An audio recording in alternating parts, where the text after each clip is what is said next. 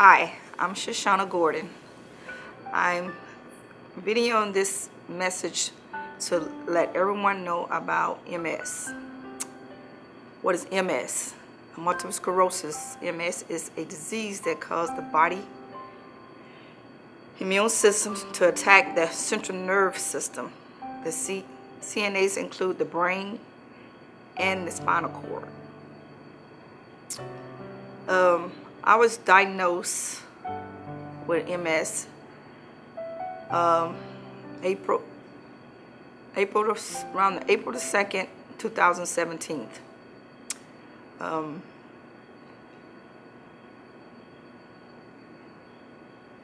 was having symptoms before I got diagnosed. I was having symptoms probably about 2 weeks before I started having vision problems. My vision problems, I thought maybe I needed some glasses. So I decided to go to an eye specialist to see maybe I need glasses. So I went there to get some glasses, and yes, they told me my eyes was bad. I need to get some glasses. So I did. I did all that, got the glasses, and once I did get the glasses, I still couldn't hardly see. My vision was still bad. So I was like, okay, maybe they just didn't do it right, test me right with my glasses. So I said, maybe I need to go back. But before I went back, I started having tingling in my body. I had started having tingling on my right side. My whole right side of my body started tingling. And then I went a couple more days with that and just trying to ignore it. Pretty much I was trying to ignore it and say maybe it's nothing. So I just kept ignoring it. My vision kept getting bad.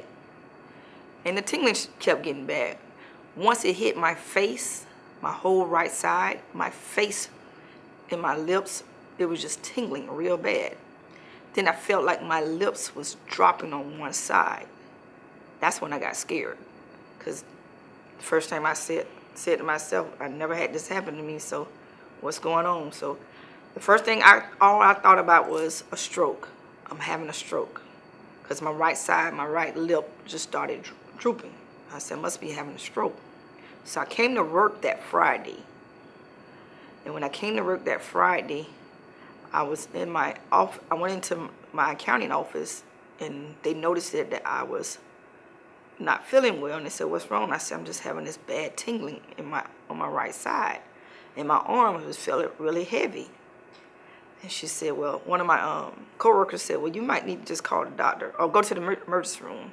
I said, no, I'm going to call my doctor and see what they tell me. So I did call them and told them what was going on. They told me to come in right then that day within the hour. So I went to Celebration. My doctor's in Celebration. I went to Celebration to my family doctor. And once I got there, he wasn't available, but my nurse practitioner was. So I was able to see the nurse practitioner. And when I saw her, she wanted to take my blood pressure because she felt like, maybe it's my blood pressure. And I told her I felt like I was having a stroke. So when she took my blood pressure was so high, it was 180 something over 110. So she said, oh no, she said, so I'm going to sit you here. And I just told her I'm still tingling. So she waited about 15 more minutes and she retook my blood pressure. Sure enough, it was still high. And she asked me, was my vision getting blurry? I said, no, I don't see, I felt like my vision wasn't getting blurry. So she said, but I'm not sending you home like that. And my doctor's office is hooked to the hospital of Celebration. So she said, well, I'm going to have one of my nurses take you over in a wheelchair. So she did not want me to walk over there. They had a wheelchair, and then one of her nurses took me over there. So once the nurse got me over there, and that particular nurse, I just want to tell you about her, that took me over to the hospital, to the ER, she knew what was going on with me, but she would never tell me what was going on with me because she was an MS patient herself. I learned that later that she also had MS. So she knew the signs that I was having, but she couldn't tell me. So she just wheeled me over to the hospital. So I got into the emergency room, and the particular ER doctor started waiting. It was a female. She started waiting on me, and I was telling her all my symptoms and what was going on with me. And she said, okay. And she said, let's start running tests. So she started running blood work, started hooking me up with IVs. My blood pressure was still high, so she wanted to run more tests, but she said, do you mind if I keep you overnight for observation? I said, sure, no problem, because I was more worried about a stroke. But she did a CAT scan. They did all CAT scan, x-rays, blood work. But one of my blood work came back, something showing her that something wasn't normal. So she said, we're going to keep you overnight for observation. We're going to send you down to the observation room. I said, no problem. So I stayed overnight. So I called my husband. Of course, I did call my husband. And I let him know what was going on. So he was on his way to the hospital to meet me over there. So he knew that they was keeping me overnight. So that's what he did. And at that particular time, that Friday, I actually had an event. Everybody knows me. I love to decorate. So I had an event to do that weekend. And I couldn't do my event, so I do not like standing people up. So I asked my daughter and my son and one of my best friends to go down and decorate for me. Neither one of them didn't know what he was doing, but I just asked him to do that for me because I did not want to stand them up. So that's what they did. So while I was at the hospital, they started running tests. That particular ER doctor came to the observation room and told me that she wants to do a MRI. Do I mind? I said, no. I said, she said, I just want to do an MRI, part of my observation. I said, okay, no problem. So they had ordered a stat MRI for that night. About 3 o'clock in the morning, they came and got me to do the MRI. So once I got the MRI done, that next morning, the ER doctor came in my room with another doctor, which come to find out he was a neurologist. So they came to sit me down, which I was in there by myself because I had told my husband, my observation room, they don't really like, but nobody stand in that room. So he didn't stay with me that night. So I was there by myself, and when the two doctors came in the room, and they told me, they said, we need to tell you what was on your MRI. And at the time when they told me, of course, they did not use the abbreviation MS. They had to use multiple sclerosis. At that time, I did not know what it was. So it was the two doctors and two nurses came in there. And I did not know what that was, so I didn't know what I was up against. So, of course, I had my cell phone, so of course I got it and Googled it to see what it was. And the first person I saw was Richard Pryor.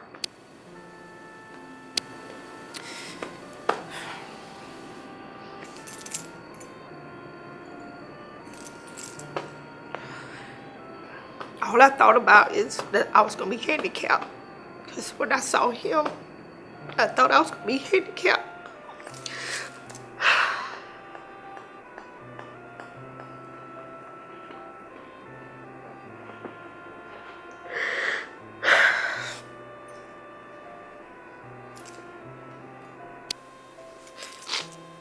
He was the first person I knew that had MS was Richard Pryor. And I knew what kind of stage he was in. And all I thought about is being handicapped in a wheelchair for the rest of my life. So I had to, the nurse was there with me, and I cried once I found out what was going on. So then I decided to text my husband. I couldn't call him. I texted him and told him that he needed to get to the hospital. And he immediately called me to tell me that what's going on. And when I told him, all he can do is get quiet on the phone, but he immediately came. So I text my mom.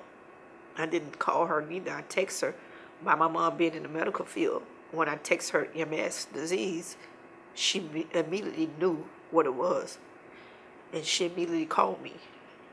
And once she called me, she said, I'm on my way. And my mom was living in Avon Park with my grandmother. And I told her, don't tell my grandmother right now because it's going to hit her hard. So at that time, I didn't even tell my daughter because she was down in Avon Park helping decorating. But I knew I had to tell her. So I called one of my best friend that was helping her. I called her and told her the news. At that time, she was actually decorating for me for a church event. So I had my church members there. And once I told her to go get my daughter, I said, but I need you to tell her. And then she said, I don't know, can I do that? So her grandmother was there at the church. And I told her to go get her grandmother and explain it to her first, what was going on with me. And then let her tell Nikisha what was going on with me. And pretty much everybody did not want to finish the decoration, but I asked them to, please, because everybody wanted to come and see me. But I wanted them to finish because that's the type of person I am. When I start something, I like to finish it. So I have to, when they diagnosed me with it, when the neurologist came in, he told me that, I would be staying there and I had in the hospital because of what he found on the MRI. So I had to stay there, and I was there for 7 days. So I stayed there, and I called pretty much all my family and friends to let them know what was going on with me. And so they took me up to my main room, which once you get diagnosed with something, they put you in, and actually they put me in a big suite because I guess they knew that I would be there for a while. So, and they know a lot of my family was going to be coming. So once I got there, he told me what was his plans is to give me steroids.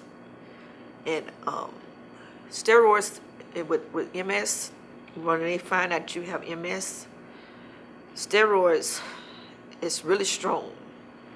It's not, I had to do 1,000 milligrams of steroids a day. If anybody knows what 1,000 milligrams is, that's a lot going into your body. So I had to do 1,000 milligrams of steroids a day. And the reason why is because on the MRI, it shows my brain. And but the MS, they look at your brain and your spinal cord. Well, my brain had over 20 lesions on it. Lesions are like little tumors sitting on your brain. And once that lesion take over your brain, it shrinks the brain. So my brain had already started shrinking because of the lesions. I had over 20 lesions, and they couldn't really count as many. It was so many of them. And it targets the nerves in the brain. You have 5 senses, and the lesions was covering a lot of my senses. And that's one of my senses was my eye. And that's the reason why I was having the eye problems, because the lesions was sitting on that nerve. And then once I had the tingling, it was attacking my spinal cord. Because the lesions were sitting on the spinal cords, it was attacking that particular nerve, which is your mobility, make you stop, you won't move or you can't walk. But thank God, I'm still walking, I'm still pressing on. But so I had to do the steroids. And once I did the 7 days of steroids, I had to find a neurologist. The neurologist that came there, he's just the hospital neurologist, which he wanted to be my neurologist. But once my family doctor got involved, they wanted me to go to the neurologist they recommended, which I did. The fastest one that could get me in, which is a neurologist in Maitland, Dr. Honeycutt's office. He got me in the fastest. My first visit with him was on June the 12th.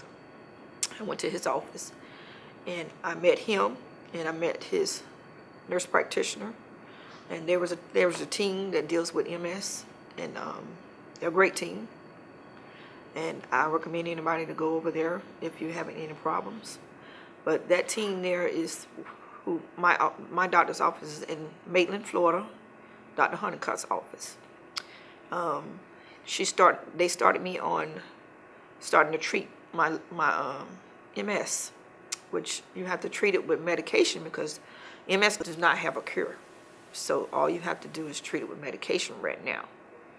So right now they're starting me out with a pill, and within the pill,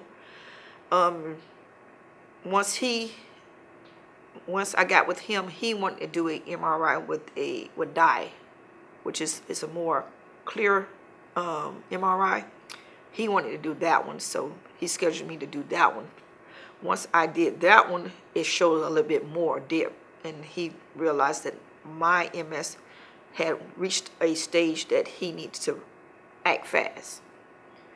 So he did act fast, and they started giving me injections that I had to do once a month. I had to come into an infusion center and do injection once a month.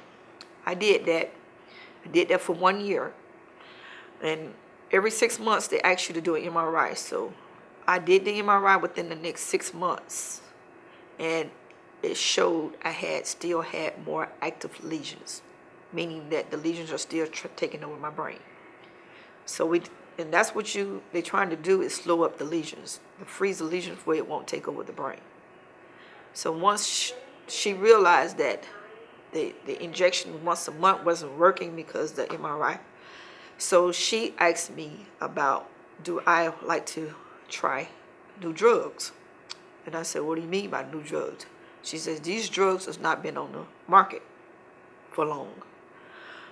I said, so I'm like a guinea pig, like I'm gonna be testing stuff? And she said, pretty much, yeah. She said, we don't like to use that word, but she said, yes, you're gonna be testing the drugs for other people.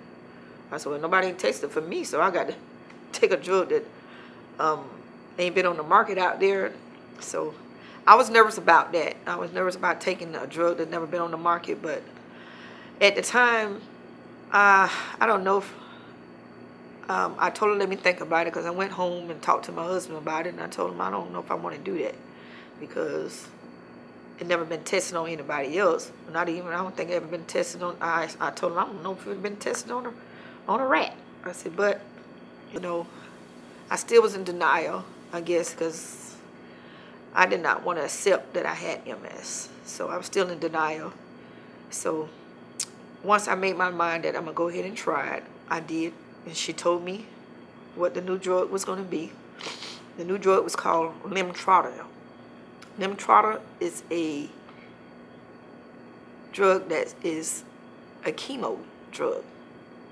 And I said, okay, it's a chemo drug, so I'm going to lose my hair, I'm going to lose everything. I said, but you know what? I started researching other people that's trying this same drug, but before I tried it, she asked me to come to a seminar, my nurse practitioner. And I told her, okay. I said, can my family come? And she said, sure. So it was invitation only, and she let my daughter and my husband come with me to the seminar. And we went to the seminar, and we met other people that have MS, and that's on this new drug called Lemtrada. So they was telling me their story, that it works good for them. It's helping them with their pains, slowed up their lesions. So it kind of like helped me make that decision, yes, go ahead and try this drug. So I did. Once I left the seminar, I made my decision to try this drug. While trying this drug, you have to do a lot of blood work, a lot of tests before they give you this drug. So you have to be tested for everything. So that's what they did. They tested me for everything. And once I got tested, and I was cleared, and then, of course, you have to get cleared from your insurance to see if they're going to approve it. Of course, my insurance denied it. So once your insurance denied, they have programs out there for you. And them programs out there for you, once you apply, if you got to be accepted, once you get accepted, they will pay for everything for you. There have a lot of people out there that is donating to that drug, or donating to all drugs, to help people, to fund people with this type of drug, because this drug is not cheap. It's in the 100,000s. So people's out there is donating to it to help pay for this drug. So I got approved for the drug. And once I get approved, this particular drug is only given to you once a year. But when they give it to you the first year, you have to do it for 7 days of chemo, which they don't call it chemo, but it is a type of chemo drug. So I was set up for it, and once I got into the infusion center with this drug, they gave me this particular drug, plus I had to do the steroids again. Of course, I got more steroids going in my body. The steroids, I don't like steroids, but I know it helps it. The reason why I don't like steroids because steroids make you get bigger and bigger. And that is a downfall for me. But I know the steroid helps me with my pain and my conditioning, so I have to take the steroids also. So once I start this drug in the infusion center, and they have to hook me up with IVs and everything. The IVs I have to keep in me for 7 days. And I don't like needles, but right now I had to pretty much do what I need to do to make my life better in a way. So they started me with this drug, Limtrana. My first day, they tell me what to do, what to bring. I have to bring all this medication. They're going to give you all this medication to take while you're doing this drug. We prevent, because your immune system, what this drug does, it kills every cell in your body. So all my cells was wiped out. So I had to get my cells wiped out with this drug. So by they doing that, they have to give you pills to fight against infection, because every cell in your body is gone, so you don't have nothing to fight against infections. So the pills have to, in fact, I have to take pills for that. So when I started the drug and everything went, my first day, I had to drink a lot of water. I was good the first day. My second day, my husband took me there, and it's 8 hours. Of course, I had to take it for 8 hours in the infusion center, so I had to stay there and be in there for 8 hours. So once my second day came, I went in that morning. I told her that the day before I didn't feel too good, but she asked me, did I take all my medication? I said, yes, I did. And of course, I do have to I take blood pressure pill because I became hypertension. I have high blood pressure, so I have to take that also. So that second day, when I was in the infusion center, I went and talked with my nurse practitioner before I started my treatment. And I was telling her how I felt. She said, oh, we're going to keep an eye on you. And I told her how my blood pressure was just going sky high. And she said, it's because of the steroids. And I said, okay. So once I left her, we went back into the infusion center, because it's inside the office where my doctor's at. So once I went in there, the nurse there was starting to hook me up with the medicine and everything. And before I knew it, I started feeling funny. I was like, man, I wouldn't say nothing to no one. The nurses, my husband was standing right there. I wouldn't say nothing to no one, and I had other people in the infusion center taking their treatments. I wouldn't say nothing to anybody, but I noticed that my body was feeling funny. I noticed that I was getting sleepier and tired, and I was like, something ain't right. So should I say something? So by that time, I started getting dizzy. And the nurse came to me and she said, you all right? Because she was getting ready to hook the IV up to me. I said, I don't feel right. And by that time, I started to pass out. And I felt my body getting ready to pass out.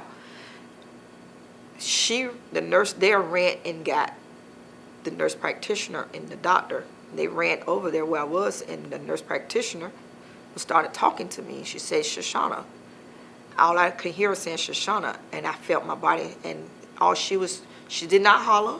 She just looked at the nurse and said, put the blood pressure cup on her right now.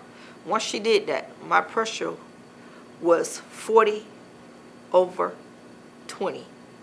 I was leaving. I was literally getting ready to leave the world and didn't know it. I was getting ready to pass out. So they was rushing. They had to call 911. They had to do it. My husband was watching me leave the world, and I like, this is it for me.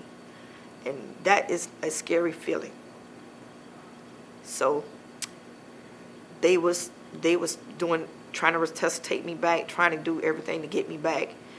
And she just kept telling me because I kept hearing her. I can hear her, but I couldn't, my eyes was closing. And I knew my throat had just closed up. I couldn't breathe. I didn't have no airway coming out. So she just kept, Shoshannah, talk to me. Just keep talking. I couldn't talk. I couldn't do anything because I was literally leaving here. And by that time, I guess they got the IV and everything in me enough to start to bring me back. They had to get the fluid into me to get me bringing back. And by that time, I started noticing my eyes was open. Once my eyes was open, all I see was my husband. And I could just see his eyes big. And the ambulance had got there, and they started working with me, but thank God I did not pass. But that particular medication does me like that. So that was my first experience with that limb trotter. But I was nervous, but I came back for my third one. And my whole family knew what was going on. They was texting every time I go in that infusion center because you don't know if you're going to ever come out. So I understand when patients go into an infusion center, you don't know if you're going to ever come out of there taking medication. And that particular medicine that they give me, that particular drug, it was strong for me. It don't react to everybody the same way, but my body, it does. So thank God I'm still here. So that was my first treatment for that year. My second treatment was last year of that same drugs. So when I went in, I immediately asked that doctor, I said, listen, am I going to do what I did last year? If so, I don't want to do this. She said, no, we're going to monitor you. I said, no, I don't want to do it in the infusion center. I want to go to the hospital. But before I did that second treatment, she always have to have an MRI before you have your second treatment. I did have my second MRI for last year, and that's when she realized that she seen an active lesion on my brain last year. So immediately, once you see an active lesion, you have to go into the hospital right then. So she had to admit me in the hospital. So they admit me in the hospital again for steroids again because she wants to slow up that lesion, because that lesion does a lot of damage to your body.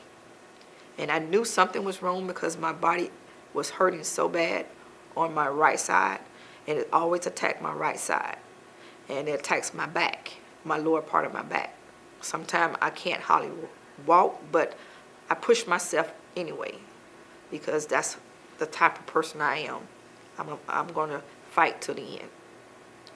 So we did the steroids, and then I cannot, with the limb trotter, that treatment, it had to be a total of 365 days before you get your next dose. So I couldn't have the limb trotter right then. I had to wait the whole 365 days from the last year, from the last time I had it. So I couldn't get it done until after the end of June. So once I did that, and I went out, I passed out again.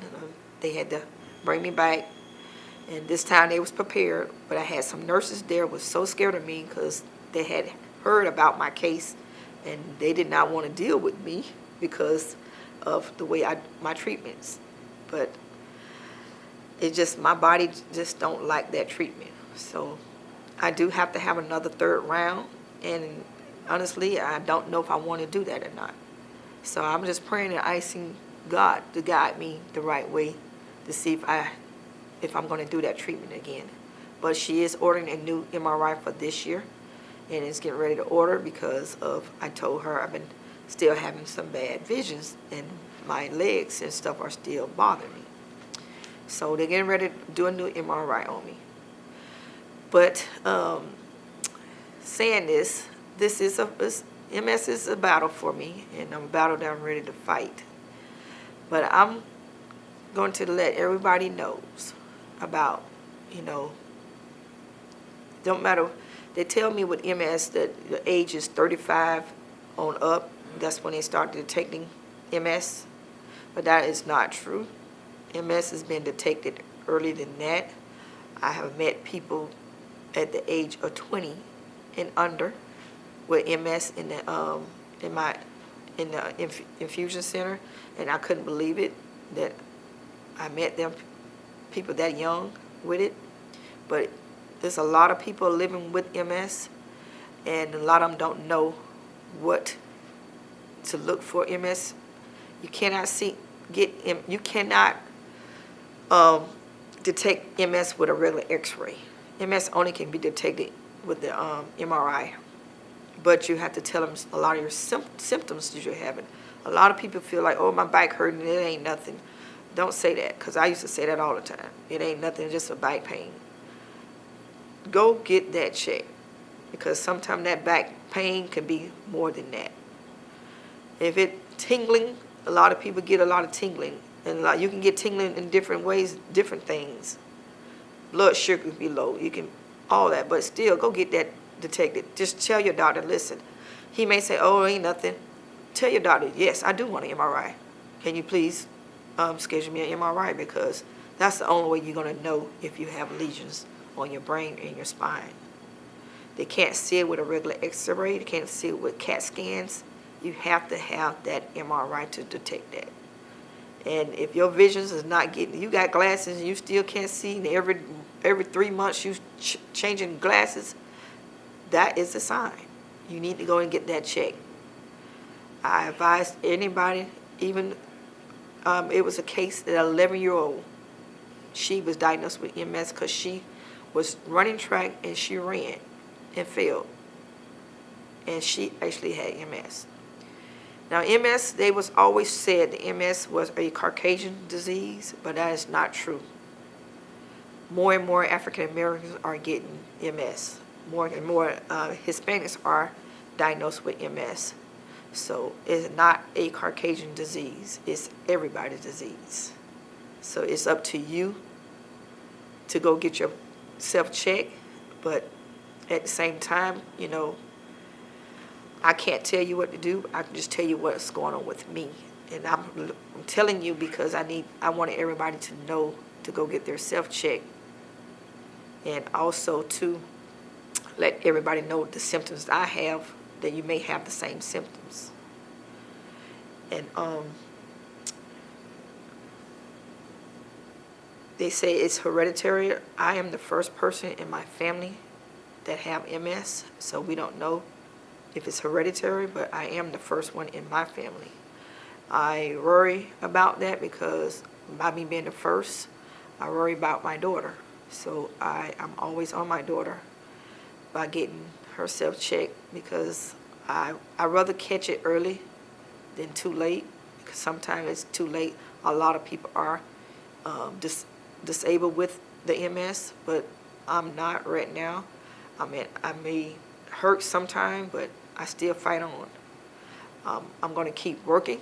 I'm going to keep being active as long as God allow me to, because once you start not moving around, then you're going to go down faster. But as long as you keep moving, pressing your way on, you will do good with the MS. I am a strong person, but I get weak sometimes, but I am strong. And I tell people right now, you know, people tell me, oh, Shoshannah, you're doing too much. I might be doing too much, but it helps me to keep moving, because I do not want to be handicapped. And I don't want to handicap myself by letting people do things for me. I want to do things for myself. I would, believe me, a lot of people say, I'll do it. Let me help you. You can help me, but let me help myself also. So I'm hoping that everybody look at this video and take heed to it. And if you have any family members out there that have MS, help them to help someone else. Let them tell their story, because this is the only way we're going to know about MS, if somebody tells the story. There's a lot of research out there for MS patients and for people that don't have MS to know what's going on with our family. Because I am in the MS family now, and I am going to support my MS family. I went out to my family, all my family and my work family, and I asked them to wear orange this month because of MS Awareness Month this month. And this week here is MS Awareness Week. So I asked them to wear orange and post it on Instagram or their Facebook page to represent the MS Awareness family. And a lot of my family and friends and coworkers are doing that. And I thank you all for doing that. And I love everyone, and I thank you for listening to me. Thank you.